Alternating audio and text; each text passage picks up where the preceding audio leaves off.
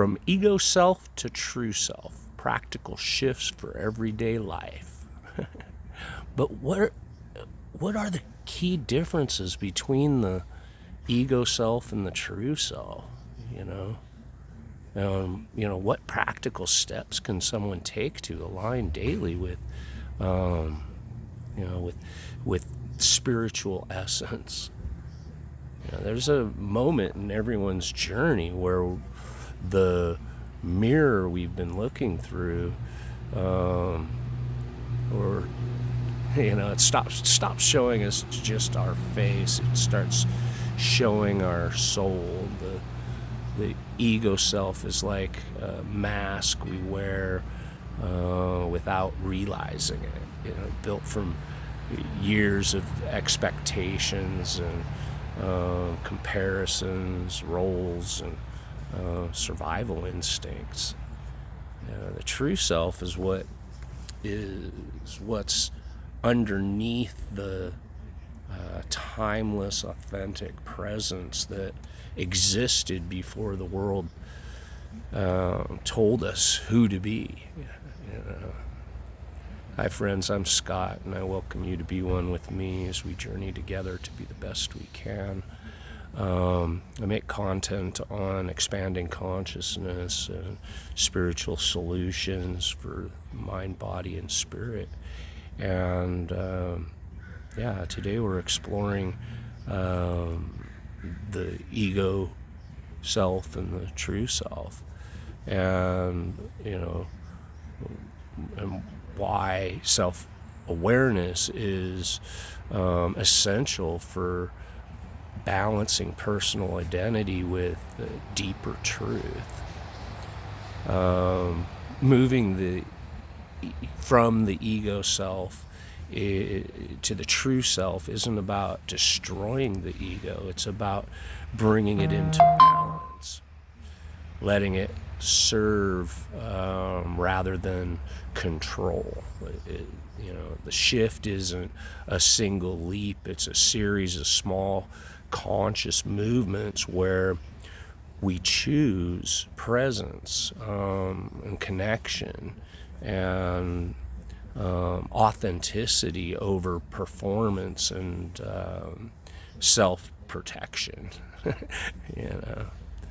When was the last time you felt like you were acting out of habit or expectation instead of authenticity? What did that moment teach you about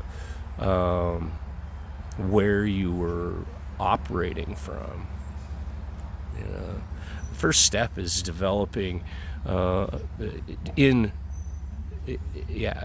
first step is developing self-awareness. This means noticing when your thoughts, words, or actions are being fueled by competition, comparison, or the craving for validation.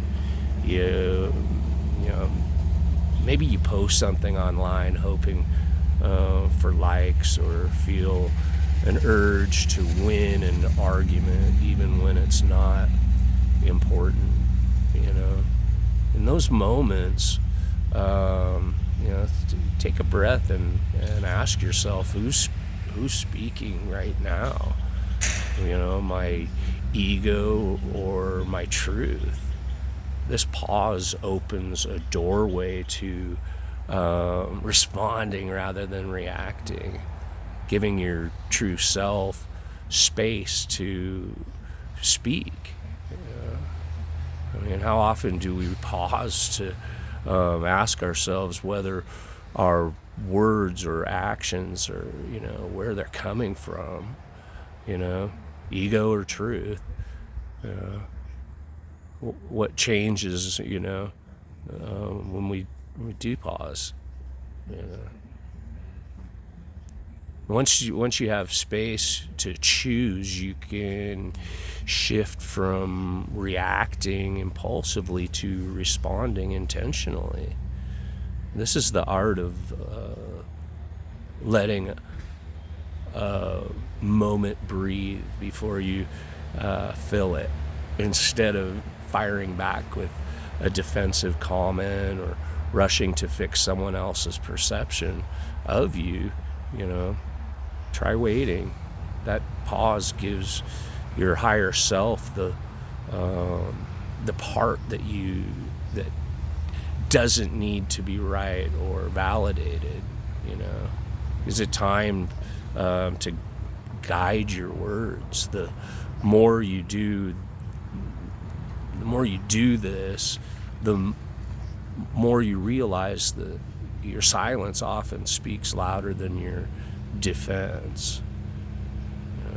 When was the last time silence served you better than a quick response? How did it feel to hold back and allow space? Another powerful shift is trading judgment for curiosity. Your ego thrives on labeling and separating. They're wrong, I'm right, or they're not like me. The true self, however, is endlessly curious. It asks, why might they see this way? Or what life have they lived that shapes their perspective?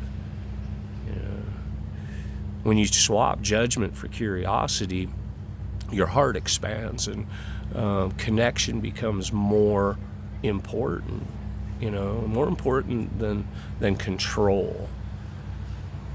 Can you recall a time when curiosity dissolved judgment you were holding? How did it open the door to connection? Moving closer to your true self also means placing service above self-importance. This doesn't mean depleting yourself or becoming a doormat. It means looking for ways to help that come from love rather than from the desire to be seen as good. Simple smile, holding of a door, or quietly helping someone without posting about it online becomes a way of living in your true self's generosity. How would acts of service change if no one ever saw or acknowledged it, or them? A subtle but powerful practice is letting go of attachment to outcomes. Ego clings tightly to results, the promotion, the perfect response, the recognition. The true self focuses on presence and process, finding meaning in the doing rather than the applause. When can we be fully in the act of painting without worrying if it sells? Meditating without expecting enlightenment. You begin to experience the freedom of living from essence rather than image.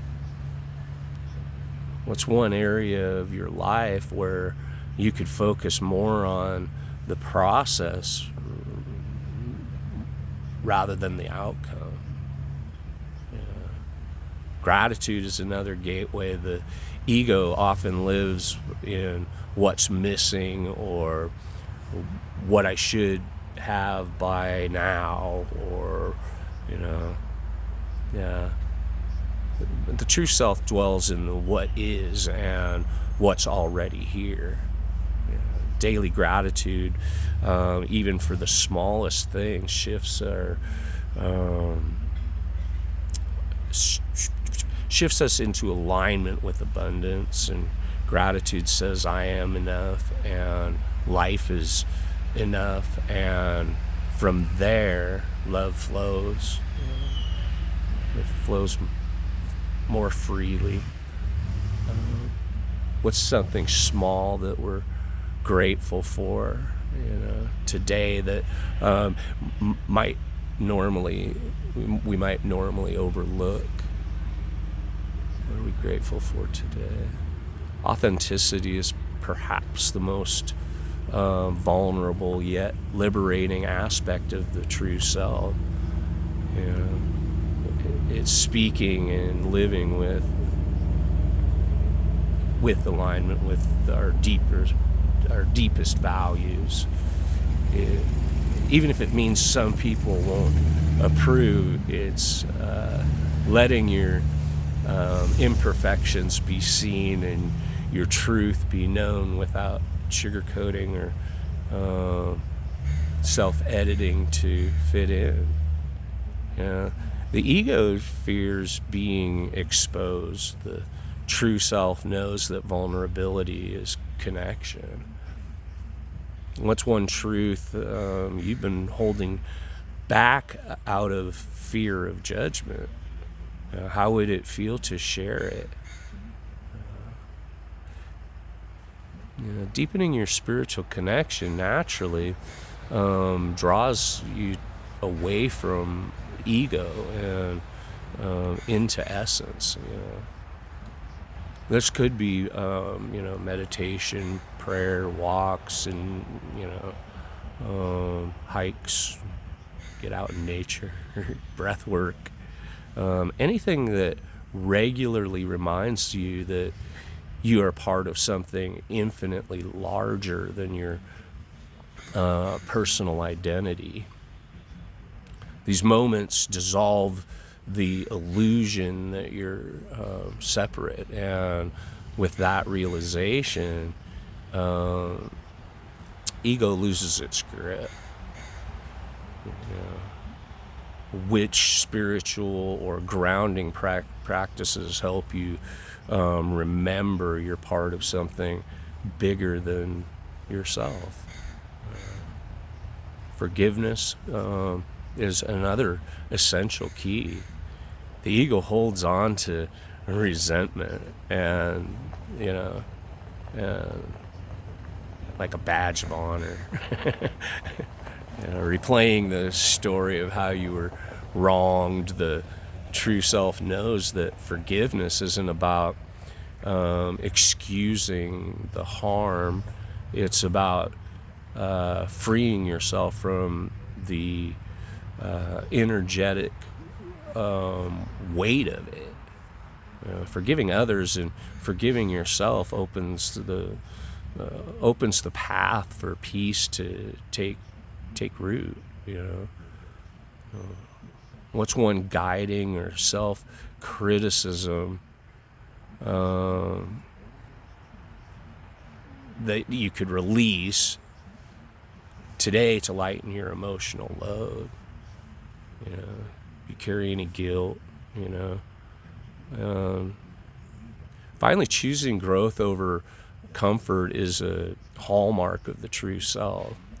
The ego loves the familiar even when it's unhealthy because it feels safe. But the true self thrives in expansion, in learning, stretching, and saying yes to what challenges you.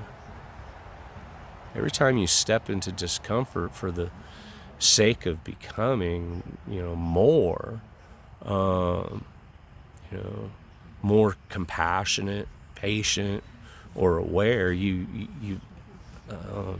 loosen the ego's hold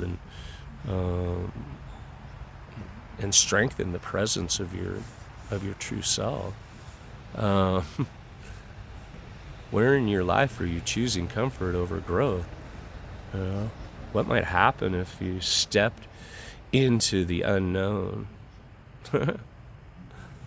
The journey from ego self to true self is a practice, not a project. It's not about erasing the ego. You'll always have one, and it's not the enemy. It's about letting it take the passenger seat instead, you know, while your true self is the driver. Yeah. Day by day, choice by choice, you begin to live less from the need to prove and more from the freedom to be. Like and share this video, and let me know in the comments how you see the lessons and inspirations and spiritual guidance you might have found in this video, and how you may be choosing comfort over growth in your life. Subscribe to this channel, and more is coming from the heart for the soul. And yeah, check out one of these videos. And remember, a smile can make someone's day, and the right words may change their life. I love you. Be you. Be one with me.